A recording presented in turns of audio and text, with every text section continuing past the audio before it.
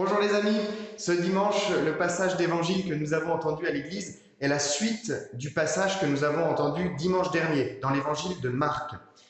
Dimanche dernier, nous sommes entrés dans la deuxième moitié de l'évangile de Marc. Dans la première moitié, Marc décrit la vie de Jésus, sa vie publique, l'appel des disciples, ses enseignements, ses miracles, et conclut sa première moitié par cette confession de foi de Pierre, « Tu es le Christ ».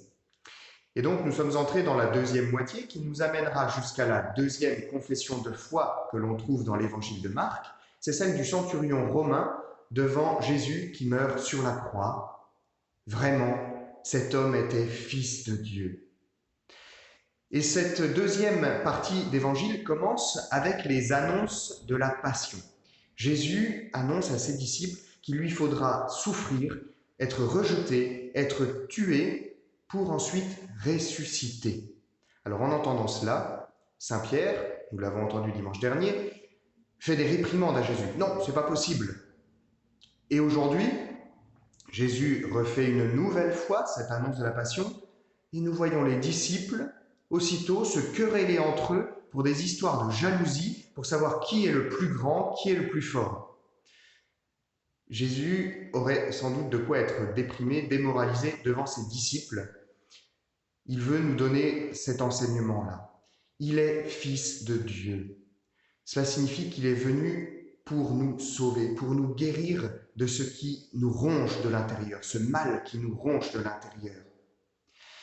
Pour cela, il n'est pas venu seulement avec des beaux discours, pas seulement pour faire des miracles, il est venu pour vivre concrètement l'abaissement jusqu'au bout.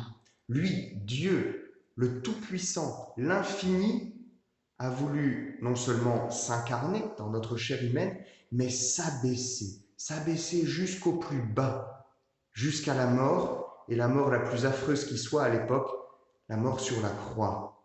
Pourquoi ? Pour nous montrer que être ses disciples, être fils de Dieu, nous sommes à notre tour, à la suite du Christ, enfants de Dieu, ce n'est pas réservé à une élite, à des gens parfaits qui auraient réponse à tout. Non.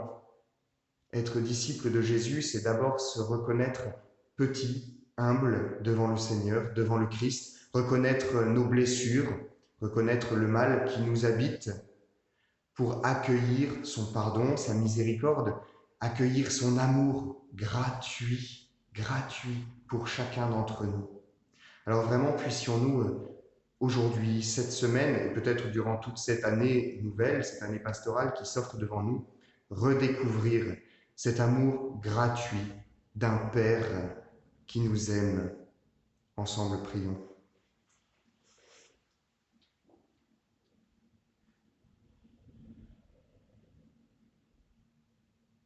Jésus le Christ, lumière intérieure, ne laisse pas mes ténèbres me parler. Jésus le Christ, lumière intérieure, donne-moi d'accueillir ton amour.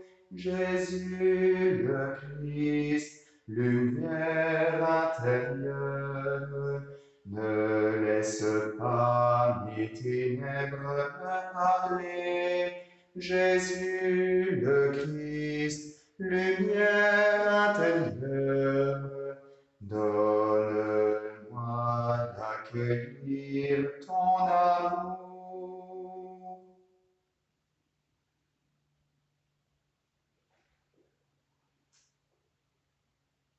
Oui, Seigneur Jésus, aujourd'hui nous voulons nous présenter devant toi, tels que nous sommes. Aujourd'hui, tu demandes à tes disciples, celui qui veut être le premier, qu'il soit le serviteur de tous. Tu sais combien ce n'est pas facile.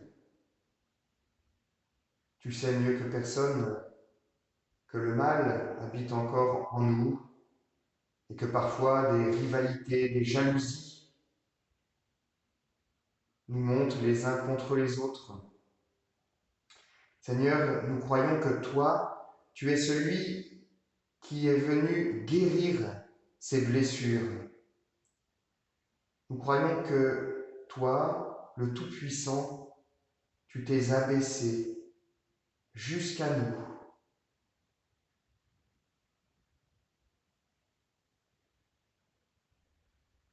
Oui, Seigneur, aujourd'hui nous te prions pour que tu viennes descendre en nos cœurs.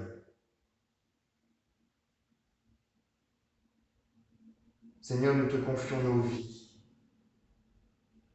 Viens les illuminer par ta présence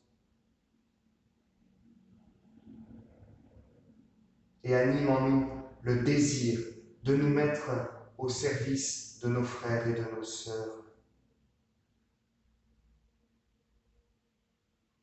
Notre Père, qui es aux cieux, que ton nom soit sanctifié, que ton règne vienne, que ta volonté soit faite sur la terre comme au ciel. Donne-nous aujourd'hui notre pain de ce jour. Pardonne-nous nos offenses, comme nous pardonnons aussi à ceux qui nous ont offensés. Et ne nous laisse pas entrer en tentation, mais délivre-nous du mal.